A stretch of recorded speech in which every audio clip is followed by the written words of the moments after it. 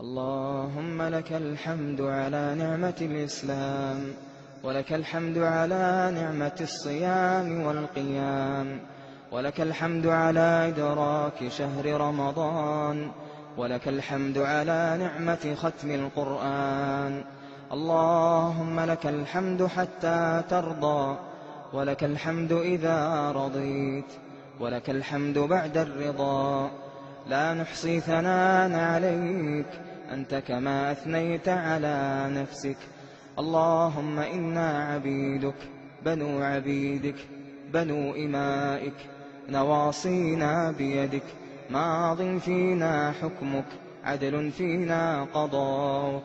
نسألك يا ربنا بكل اسم هو لك سميت به نفسك، أو أنزلته في كتابك، أو علمته أحدا من خلقك، أو استأثرت به في علم الغيب عندك، أن تجعل القرآن العظيم ربيع قلوبنا ونور صدورنا وجلاء أحزاننا وذهاب همومنا وغمومنا، وسائقنا ودليلنا إلى جناتك جنات النعيم. اللهم ذكرنا منه ما نسينا، وعلمنا منه ما جهلنا، وارزقنا تلاوته آناء الليل والنهار على الوجه الذي يرضيك عنا. اللهم اجعلنا ممن يقرأ القرآن فيرقى، ولا تجعلنا ممن يقرأ القرآن فيشقى. اللهم اجعل القرآن العظيم حجة لنا لا حجة علينا. اللهم اجعلنا ممن يقال لهم يوم القيامة اقرأ وارقى ورتل كما كنت ترتل في الدنيا، فإن منزلتك عند آخر آية تقرأها. اللهم اجعلنا من حفاظ كتابك الكريم، العاملين بما فيه، المتدبرين لما فيه. اللهم اجعلنا من أهل القرآن الذين هم أهلك وخاصتك. اللهم لك الحمد على نعمة ختم القرآن، لك الحمد على ذلك كثيرا، لك الحمد كالذي نقول وخيرا مما نقول، لك الحمد حمدا حمدا، ولك الشكر شكرا شكرا. اللهم إنا حضرنا ختم كتابك وأنخنا مطايانا ببابك، فلا تطردنا عن جنابك، فإن طردتنا فلا حول ولا قوة لنا إلا بك. اللهم هذا شهرنا قد دنا قربه وزواله، وحان رحيله وارتحاله. اللهم من المقبول منا فيهنى، ومن المردود منا فيعزى. اللهم لا تجعل حظنا من صيامنا الجوع والعطش، ولا من قيامنا السهر والتعب. اللهم تقبل صيامنا وقيامنا، وتجاوز عن تقصيرنا. اللهم إنا استودعناك صيامنا وقيامنا على تقصير منا. اللهم فاغفر ذنوبنا واستر عيوبنا، واسلل سخيمة قلوبنا، وأجب سؤلنا. اللهم واشف مريضنا، وعاف مبتلانا، واغفر لموتانا. اللهم إنا نسألك الجنة وما قرب إليها من قول وعمل، ونعوذ بك من النار وما قرب إليها من قول وعمل. اللهم ما قسمت في هذه الليلة الشريفة المباركة من خير وبر وسعة رزق ومغفرة ذنب، فاجعل لنا منه يا إلهنا أوفر الحظ والنصيب. وما قسمت فيها من شر وبلاء وفتنة فاصرف عنا وعن المسلمين. اللهم إنا نسألك موجبات رحمتك، وعزائم مغفرتك، والغنيمة من كل بر، والسلامة من كل إثم، ونسألك يا ربنا الفوز بالجنة، والنجاة من النار. اللهم اغفر لآبائنا وأمهاتنا، اللهم ارحمهم كما ربونا صغارا.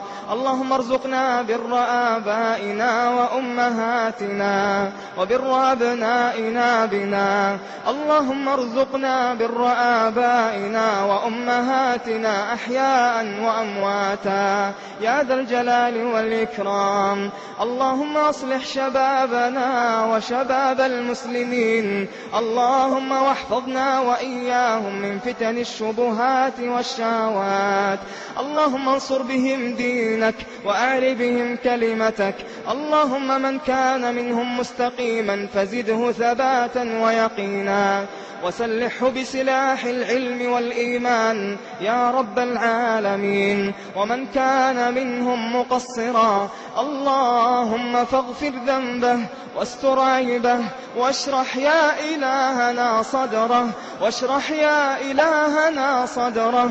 اللهم أنر قلبه، اللهم زده هدى ويقينا وإيمانا وعملا صالحا. اللهم أقر به عيني والديه يا ذا الجلال والإكرام. اللهم إن لنا إخوانا قد أقبلوا في شهرنا هذا تائبين نادمين مقبلين، اللهم فيا ربنا تقبلهم بقبول حسن. اللهم اغفر لهم الزلة، اللهم اغفر لهم الزلة، اللهم اغفر لهم الزلة. اللهم ارزقهم الأنس بقربك، وحبب إليهم الإيمان، وزينه في قلوبهم، وكره إليهم الكفر والفسوق والعصيان، واجعلنا وإياهم من الراشدين. اللهم واحفظ نساءنا ونساء المسلمين، اللهم احفظ الحاضرات منهن خاصة، اللهم جملهن بالحياء والحشمة. اللهم اجعلهن هاديات مهديات قانتات تائبات عابدات. اللهم اهدهن واهد بهن، وأصلحهن وأصلح بهن. اللهم من كانت من أخواتنا ملتزمة بحجابها طائعة لك يا ربنا، متبعة لسنة نبيها صلى الله عليه وسلم، اللهم فبارك فيها، اللهم زدها إيمانا وصلاحا. اللهم احفظها بحفظك واكلأها برعايتك. اللهم جملها بالحياء والحشمة يا رب العالمين، واستر عليها وعلى نساء المسلمين. ومن كانت من أخواتنا مقصرة في حجابها ولباسها اللهم فاهدها، اللهم فاهدها، اللهم فاهدها، وأصلح قلبها، وأصلح قلبها، وأصلح قلبها، واغفر ذنبها، واستر عيبها.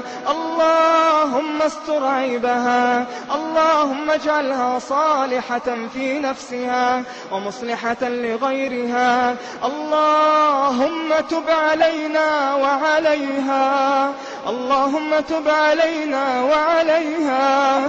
اللهم إنا أسرفنا على أنفسنا بالذنوب والمعاصي، اللهم فاغفر لنا ما قدمنا وما أخرنا، وما أعلنا وما أسررنا وما أسرفنا، وما أنت أعلم به منا. أنت المقدم وأنت المؤخر، لا إله إلا أنت.